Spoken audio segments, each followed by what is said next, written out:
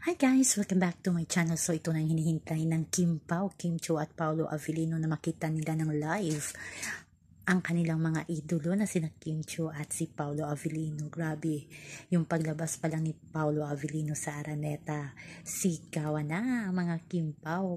Ang dami ng Kim Pao fans. Siyempre yung ibang Kim si siguro talagang nag-Kim Pao na kasi nga sure na nahiwalay na si Kim Chiu at si Sian Lim. Kaya ayan, grabe yung kilig.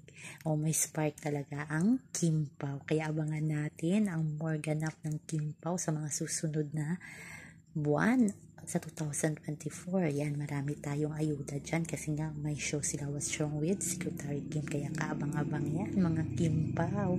So yan naman po guys ang ating update sa ngayon. Hanggang sa muli. Bye-bye.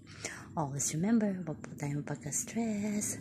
Please like, share, and subscribe my channel para ma-update kayo sa mga bagong upload.